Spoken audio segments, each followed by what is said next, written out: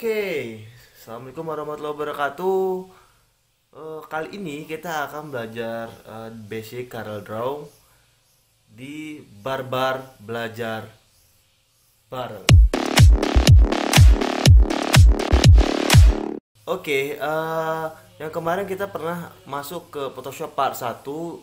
Kebetulan saya belum lanjutin ke part 2-nya karena memang ada project yang lagi dikerjakan saja.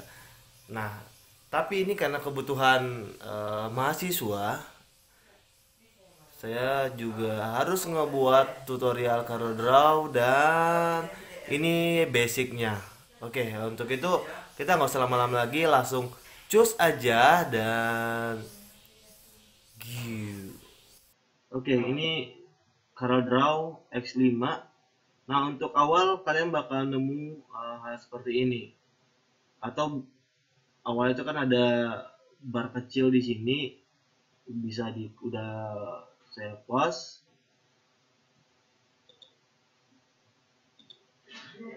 Oke, untuk CorelDRAW X5 kalian akan nemu hal seperti ini. Nah, biasanya itu ada bar kecil di sini. Kalau sekarang udah saya puas. Nah, tapi jangan panik juga. Ketika udah tampilan seperti ini, ada tools di sini, new layer atau new canvas baru gitu. Bisa dengan shortcut Ctrl N atau kita bisa pilih di file, di new juga. Nah, kalian boleh bebas milih di mana aja atau shortcut langsung Ctrl N. Terserah di mana aja. Oke, kita di sini aja ya, new. Ini namanya saya mau ganti buat nanti file di save barbar barbar gitu ya. Barbarnya biasa aja kali ya, barbar belajar bareng, belajar bareng CorelDRAW CDR gitu ya. Nah, kalau udah di sini ada custom, ada CorelDRAW default, ada default RGB web. Nah, ini kita pilihnya boleh custom aja dan kita nggak usah setting. Nah, di sini size-nya ada bisa A0, A1, A2, A3, A4, A5, sampai A6. Wah, ada banyak banget. Nah, ini tergantung kebutuhan kita aja sebenarnya sih. Kalau A4 kita butuh dengan A4 ya kita gunain A4. Tapi kalau kita butuh seperti A5 kayak book cover, misal kalian bikin novel dan butuhnya cuman A5 ya kalian bisa gunain A5 aja. Nah, untuk praktek awal ini kita gunain A4. Kemudian ini panjang ya panjang tinggi. Nah, kalau di sentimeter kita jatuhnya make begini, 21,0 cm kali tingginya 29,7. Nah, kalau di milimeter jatuhnya kan ditambah 100 tuh, jadi 210 kali 297. Nah, untuk primary color modenya kita CMYK ya, karena kita basisnya vektor. Oke, cukup 300 renderingnya. Oke, ini sebenarnya udah default banget settingannya, jadi kalian gak usah settingan lagi, udah tinggal oke aja karena kita butuh nanti untuk editnya di dalam si layar kanvas ini. Inilah tampilan awal saat kita akan memulai projectnya. Hanya ada dikasih space pembantu A4. Ini kayak layar kanvas pembantu A4. Kita bisa misalkan nih saya mau bikin lebih dari A4 juga nggak masalah karena ini eh, kayak ya kayak layar bantu gitulah buat kamu yang mau desain A4 tuh segede ini gitu. Kita delete. Nah, untuk awal ini kalian nggak usah panjang banget harus bisa bikin ini bikin itu, tapi kita harus tahu dulu tuh toolsnya itu doang. Nah, beberapa tools ini kalian bisa langsung praktekkan ke dalam lembar kerja kalian. Kalau di Photoshop kita butuh setiap mau bikin sesuatu yang baru kita butuh layar baru, benar kan ya? Kalau di sini kalian nggak butuh layar baru. Yang kalian butuh itu paham adalah tools ini. Misalkan kita mau bikin, ini kan saya mau jelasin dulu nih. Ini tool untuk mengambil benda nanti untuk menseret kiri kanan. Ini ada shape, shape tau lah. Misalkan ada benda seperti ini. Nah, benda ini kita mau edit lagi nih, kita bisa gunain shape tool. Gitu, kita mau ukurannya lengkungannya seperti ini gitu. Pokoknya kita masih shape tool ini bisa kita gunakan buat mengedit bentuk yang mau kita inginkan. Nah, di bawah shape tool ini juga ada bermacam-macam lagi, kalian bisa gunain nanti. Terus next kita ganti petak dulu, kita mau cobain. Ini adalah zoom, ini zoom zoom in, ini adalah zoom out. Nah, bedanya kalau kita mau zoom in kita tekan control, kalau mau zoom out kita tekan shift. Oke, control untuk zoom in, shift untuk zoom out. Oke. Zoom ini untuk cropping. Oke, kita bakal bisa mengcrop layar di sini, tapi ini bakal digunakan kalau seandainya projectnya, ya anggaplah kita udah dapat membuat beberapa project dan kita mau mengambil itu sebagai mode export ke mode savingnya juga. Tapi kayak crop di sini bisa diartikan juga sebagai untuk mau menghapus sesuatu ya. Tapi misalkan kayak gini nih, saya untuk menghapus sesuatu nggak perlu pakai cropping, tinggal gini aja. Saya nggak mau yang ini, tinggal diklik atau dia ada banyak bulat-bulat, jadi kan bingung nih gimana sih ini banyak banget bulat-bulatnya. Biasanya misalnya gini nih, saya langsung begini aja, tek, jadi udah terseleksi semuanya, tinggal delete. Nah pokoknya ada banyak fungsi lah, satu tools bisa mengartikan banyak hal. Kemudian ada di sini freehand. Freehand ini adalah ya namanya aja udah freehand, saya udah kayak gambar bebas, teman-teman bisa gambar apa aja. Nah kalau gambar mau diwarnain, teman-teman bisa dibikin seperti ini, terus kita bisa mewarnainya warna apa aja, karena antara titik temu itu harus bertemu dia. Misalnya gini, ini titik awal kita bikin di sebelah kiri, kita jalan jauh, kemudian kita mau menemukan titik, kalau begini dia nggak bisa diwarnain, justru nggak bisa tuh. Nah kalau mau diwarnain kita harus menemukan titiknya berdua, baru kita bisa mewarnainya. Itu standar sih. Oke, kita next ada smart fill. Ini ya, ini seperti pemberian warna kayak cat gitu, tinggal diklik langsung diberi warna. Misal kita punya dua petak begini, satu warna ini, satu warna ini, satu warna ini. Nah, maksudnya di sini adalah fill tools ini dia mengambil satu ruang yang dirasa itu tidak terputus.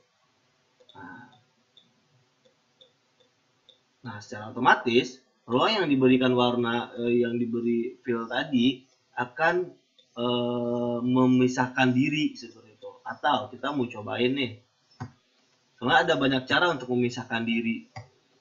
Ya, misal seperti ini, kita Ctrl copy V, Ctrl C, Ctrl V untuk copy. Kita mau ambil bagian dalam ini gitu misalkan. Cukup kalian klik ini yang bagian kiri, tahan shift, klik lagi yang bagian bawah, itu kan kedua-duanya jadi terseleksi. Nah, di sini ada pilihan untuk kalian mau diapakan ini kotak-kotak yang udah diterseleksi. Ini ada pilihan untuk digabungkan, ada di trim, ada di intersect, ada di simplify, ada form minus back. Yang jelas ini semuanya bisa diaktifkan. Contoh, kita mau membuat yang di tengah ini menjadi bentuk ya. Tinggal klik ini, dia menjadi bentuk yang baru. Nah, fill juga bisa melakukannya. Nah, itu keuntungan dari kita anggap hapus ini kan udah nggak ada lagi ya. Ini dua. Kita mau gunakan fill untuk pewarnaan. Dia juga udah jadi bentuk baru lagi. Nah, itu gunanya. Kalian harus coba ini di rumah agar kalian paham juga. Oke, kita kembali ke petak awal yang sudah kita buat. Fill udah, ini biasa. Rectangle ini adalah bikin kotak. Yes, bisa diedit tergantung kalian. Ini ada elips ya, lingkaran. Kalian mau bikin lingkaran, dari bentuk aja kita udah tahu ini lingkaran. Nah, ada yang bagus juga kalau kalian mau bikin lingkaran menjadi ya secara perspektif itu profesional lingkarannya. Kalian cukup menggunakan kontrol agar bulatnya itu seperti memang bulat gitu, nggak jadi elips gitu, nggak begini, nggak gepeng, nggak lonjong. Tekan kontrol, dia langsung ya profesionalitas bulatannya itu dapat gitu. Oke, kita next ke poligon. Ya, ini poligon misalnya kalian mau bikin yang berhubungan sama segi 5. Ini seginya bisa ditambah, nggak bisa, tambahnya di sini.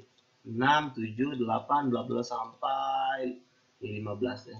Oke, kita bisa next lagi. Ini adalah basic shape. Nah, ini basic shape ini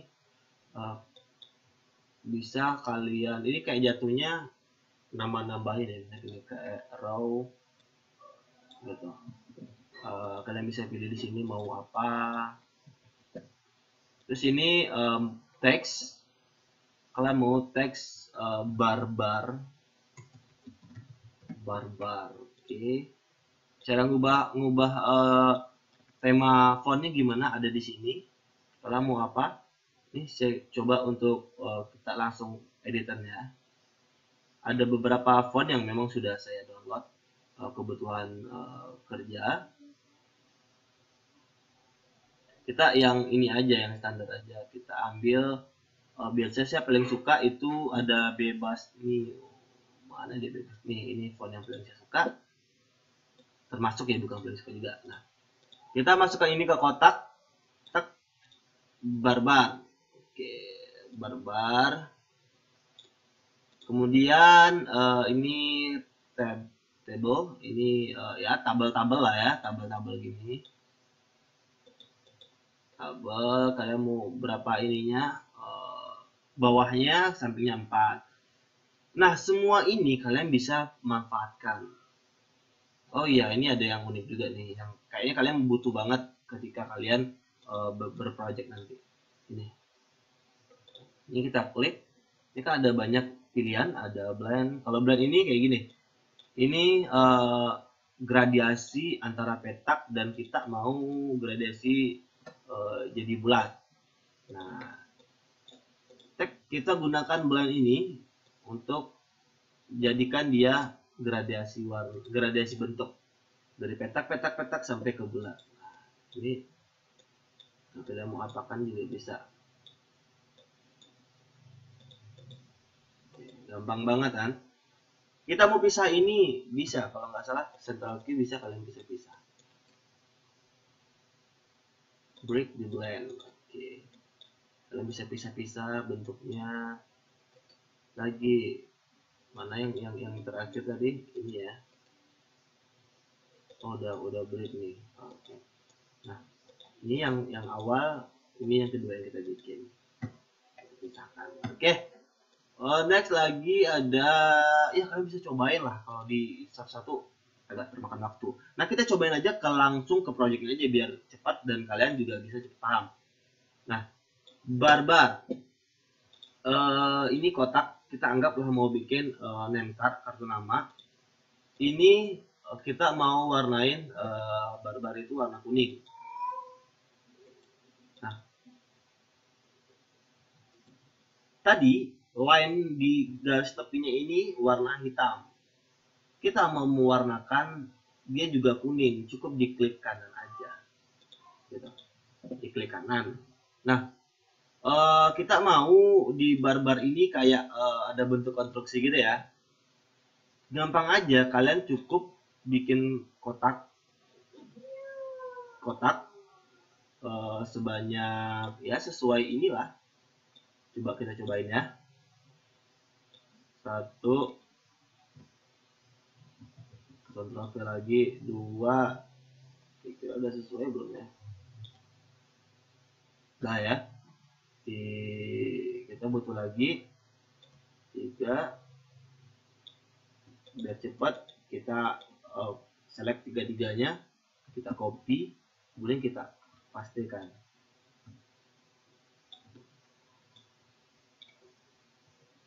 Kemudian kita pastikan lagi. Nah, kita select ketiga-tiganya, cukup diginikan aja. Biasanya terselect. Oh enggak ya.